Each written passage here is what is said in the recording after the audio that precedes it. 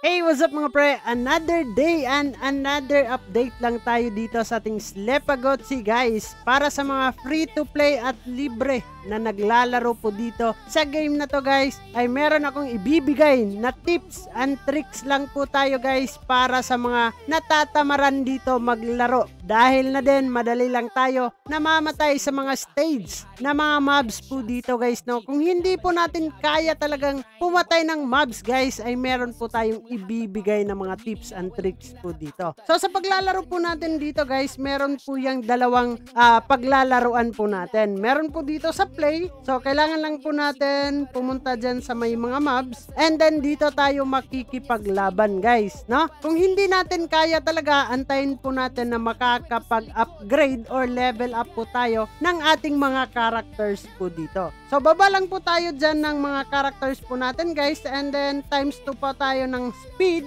and then titingnan natin kung kakayanin nga ba ng ating mga characters dito. Pero nakikita ko guys, parang hindi talaga kaya, so mamamatay siguro tayo dyan. At yun guys, no, so bibigyan natin ng tips and tricks po dito. So retry po natin guys. Kailangan po natin dito guys is mag-rearrange ng ating formation po dito, no? Kailangan po natin ilagay naman natin sa gitna yung ating isang hero, and then ulitin lang po natin guys kung kakayanin nga ba. Kung hindi naman guys, kailangan talaga natin makakuha ng mga parts and accessories para ma-level up po natin yung ating heroes po dito or yung ating character po dito guys. So konti na lang sana guys at matatalo na natin yung ating mobs po dito. So exit muna tayo, no? Punta muna tayo dun sa kabilang game naman nila para makakuha po tayo ng mga resources at gagamitin natin pang level up naman. So dito naman tayo sa gilid guys, no? Dito may stage din dito na kailangan natin makikipaglaban din sa mga mobs po dito. So napakadali gagawin natin dito guys, maglalapag pa din tayo ulit ng ating mga characters po dito. So ilalagay ko sa gitna yung aking pinakamalakas na legendary po dyan, and then okay, auto battle lang po tayo guys, no? So aantayin lang po natin kung matatalo or mananalo po tayo dito. So ganyan lang guys, napakadali. Ayun, at nanalo po tayo dito. So salitan lang po yung ating pakikipaglaban dito guys para po tayo ay manalo. Kung hindi talaga tayo mananalo sa mga stage na ating pinupuntahan guys, ay kailangan po is makapag-level up. Yung sa akin dito guys, nile-level up ko at kumukuha po ako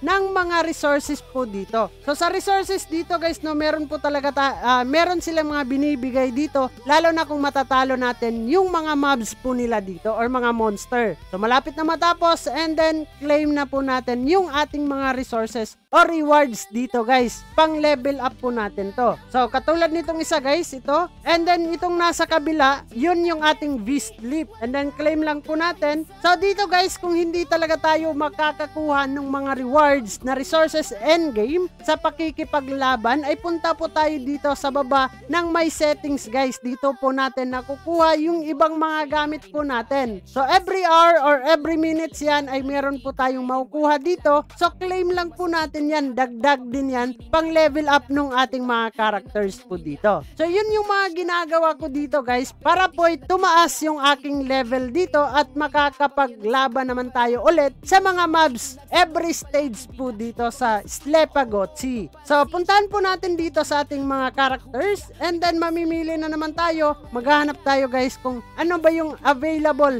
na ile-level up po natin. So malalaman naman natin kung merong available guys, kasi mag-iilaw naman yung level up na button dyan, no? Pero kung wala naman, wag na muna nating i-level up. So focus muna ako dito sa tatlong character ko po guys, para ito po ay mapalakas natin, and then tatlo lang naman yung ating magagamit sa ngayon dito sa kanilang endgame sa Slepagotzi. So yun lang naman guys, napakadali yung mga routine na ginagawa po natin dito sa Slepagotzi. Paulit-ulit lang po yan guys, habang tayo ay tumataas yung ating level at saka yung ating mga kinakalaban na mga mobs by stage po yan. So yun lang naman guys, no? Sa mga nagtatanong pala kung paano gumawa ng clan, as of now guys, close na po yung gawaan ng clan, no? Natapos na po yung registration nila. Inaantay na lang po natin dito guys na matapos at saka mag-announce sila ng mga winners sa kanilang mga pa-reward po guys. So yun lang naman yung ating pag-uusapan for today's video patungkol dito sa Slepagotchi.